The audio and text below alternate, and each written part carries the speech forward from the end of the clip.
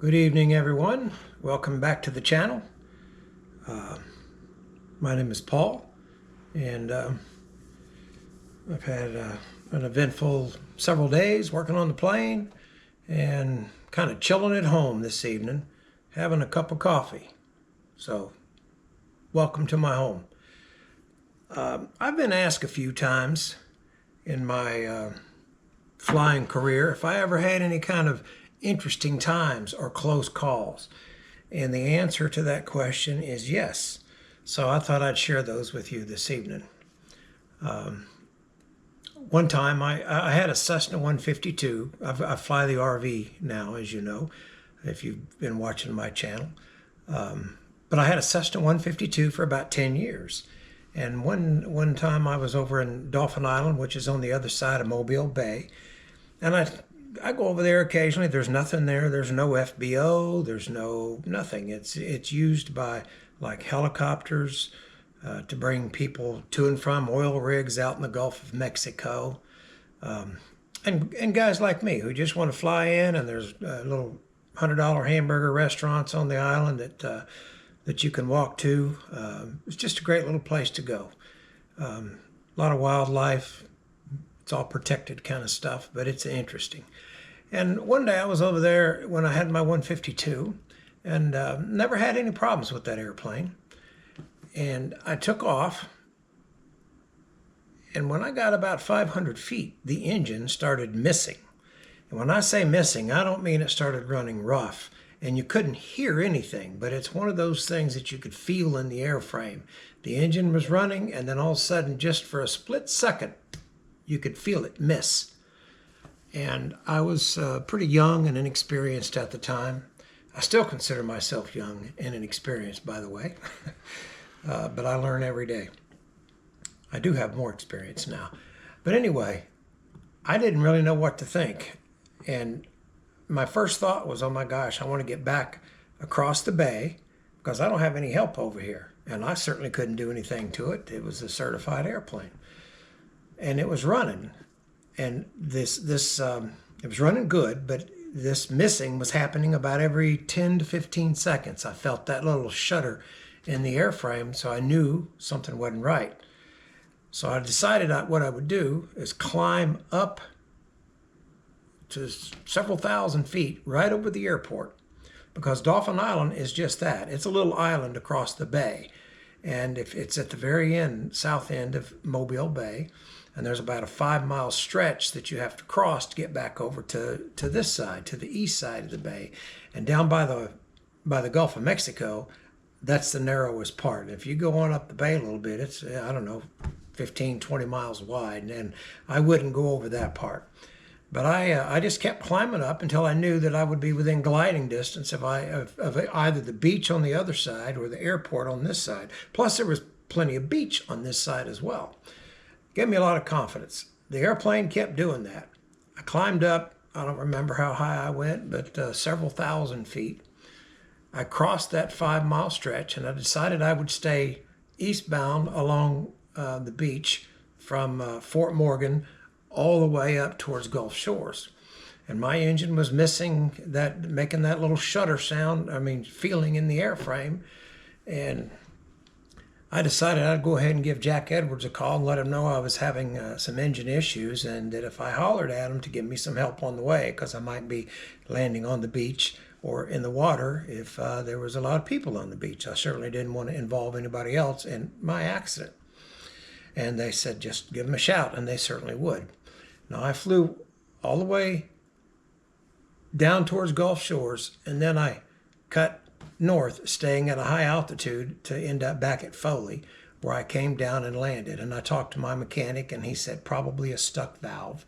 And now with the experience that I do have, I believe he's probably right. And also, that seemed to be backed up by the opinion of some other experts I've talked to. And it never did it again. I asked the mechanic about it. He said, well, start it up, run it up, and if it runs fine, take off. Just be ready.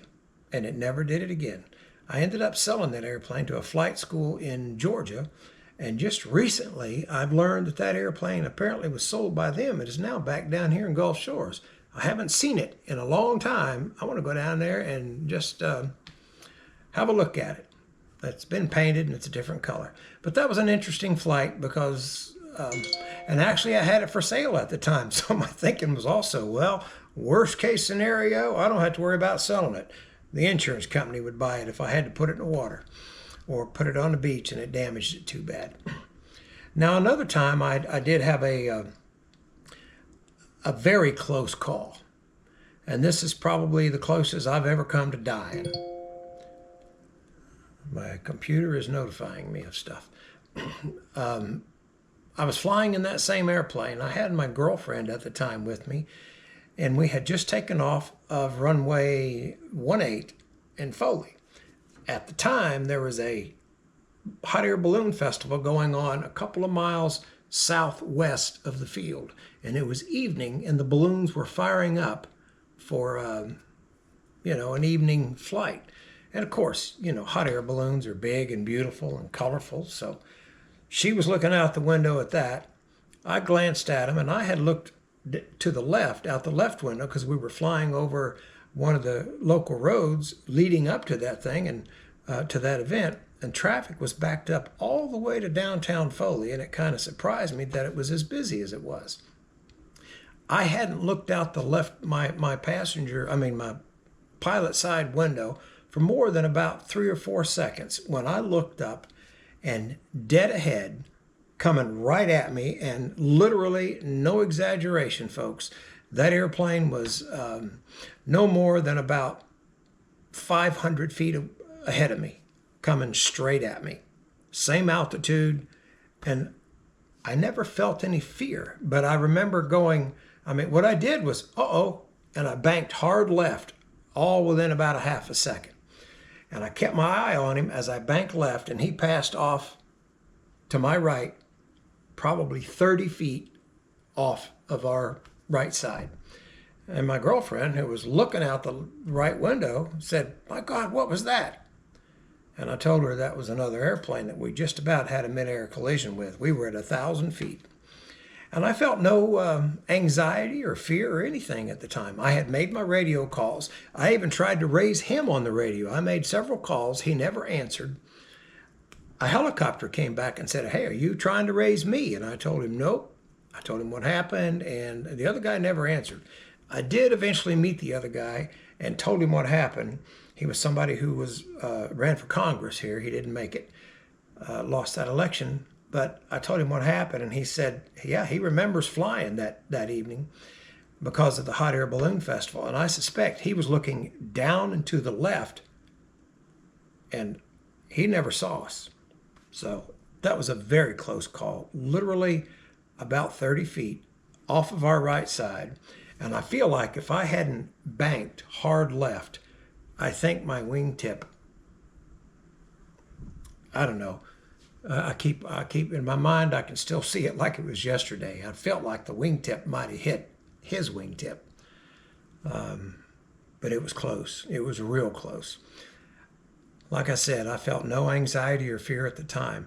Later that evening, I was home cooking hamburgers for my son, who was home from the Navy visiting me. And I slid that spatula under a hamburger to flip it.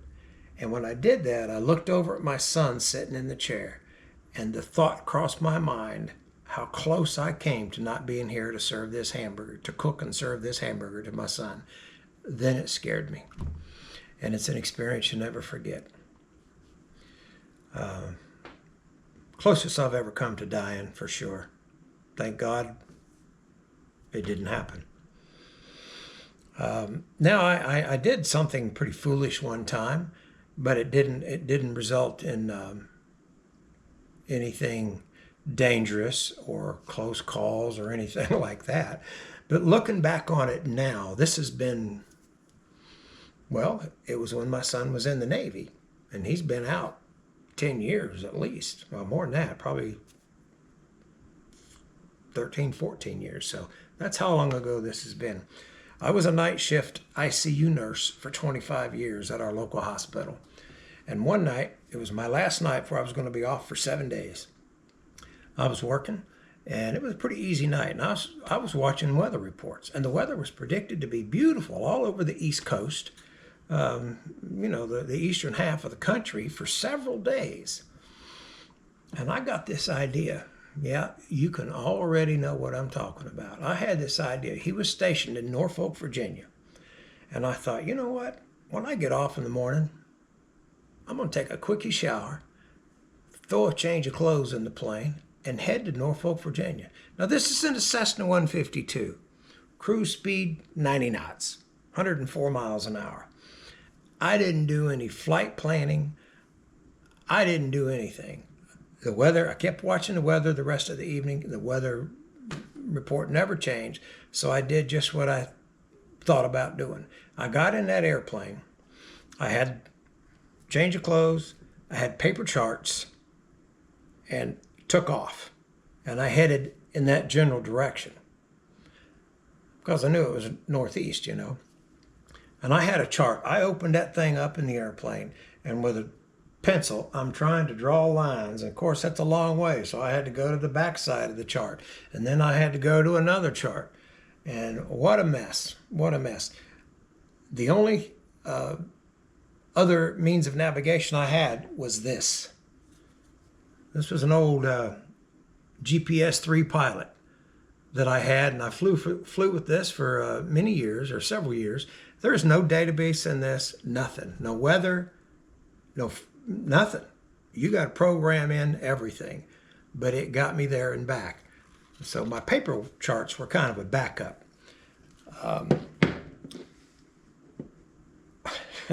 With the technology we have today, that seems foolhardy. And literally, the screen on this thing is about as big as maybe 2 matchbook boxes.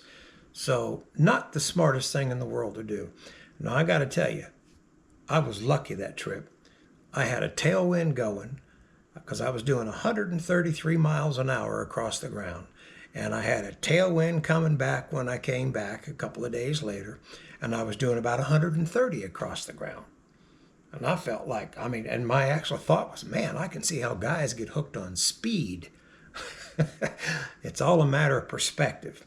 But I'll say this too. When I was on my way up there, I didn't feel like I was ever going to get there. Man, I didn't feel like I was moving. I made it. It was about, if I remember right, about 6 hours of flight time each way.